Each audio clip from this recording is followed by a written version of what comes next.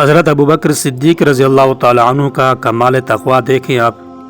ان کا واقعہ کتابوں میں آتا ہے کہ حضرت ابو بکر صدیق رضی اللہ تعالی عنہ کا جو پیشہ تھا وہ تھی کپڑوں کی تجارت کرنا۔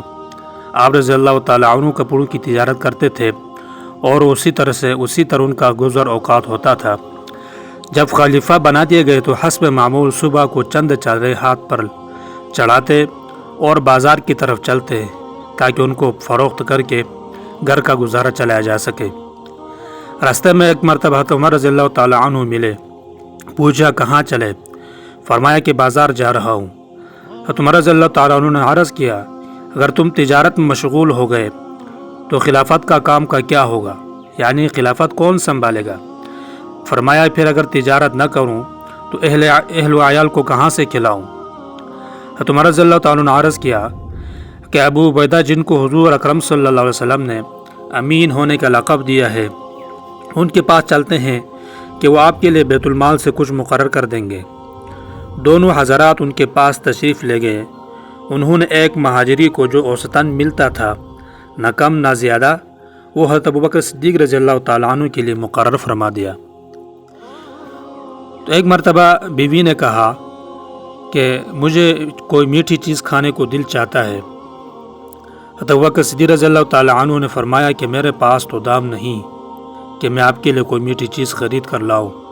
اہلیہ نے عرض کیا کہ اگر اپنے روز کے کھانوں میں سے اگر تھوڑا تھوڑا بچا لیا کریں تو کچھ دنوں میں بہت ساری مقدار جمع ہو سکتی ہے۔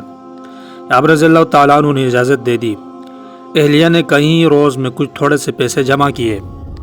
آپ رضی اللہ تعالیٰ عنہ نے فرمایا کہ تجربہ سے یہ معلوم ہوا کہ اتنی مقدار ہمیں بیت المال سے زیادہ ملتی ہے۔ جتنی مقدار میں وہ روزانہ جمع کرتی رہی، اتنی مقدار جو ہے یہ بیت المال سے ہمیں زیادہ ملتی ہے۔ اس لیے جو اہلیہ نے جمع کیا تھا وہ بھی اٹھا کر بیت المال میں جمع فرما دیا، اور آئندہ کے لیے اتنی ہی مقدار جتنا انہوں نے روزانہ جمع کیا تھا اپنی تنخواہ میں سے کم کر دیا، یعنی بیت المال میں سے اتنی ہی مقدار کو کم کر دیا۔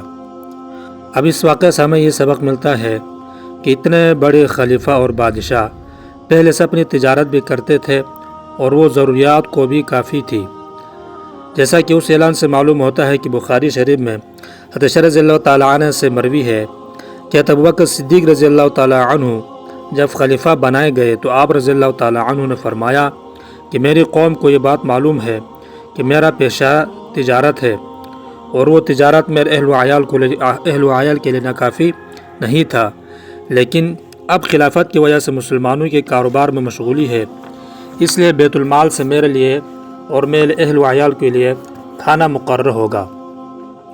اس کے باوجود حضرت ابو بکر صدیق رضی اللہ تعالیٰ عنہ کا وصال ہونے لگا تو حضرت ابو بکر صدیق رضی اللہ تعالیٰ عنہ نے حضرت عائشہ رضی اللہ تعالیٰ عنہ کو وصیت فرمائی کہ میری ضرورتوں میں سے جو چیزیں بیت المال کی ہیں وہ میرے بعد آنے والے خلیفہ کو حوالے کر دیا جائے، یعنی آنے والا جو خلیفہ ہے اس کے حوالے کر دی جائے۔ کہ حضرت انس رضی اللہ تعالیٰ عنہ فرماتے ہیں کہ آپ کے پاس کوئی دینار یا درہم نہیں تھا، ایک اونٹنی دودھ کے لیے، ایک پیالہ اور ایک خادم تھا۔ بعض روایات میں ایک اوڑھنا ایک بچھونا بھی آیا ہے۔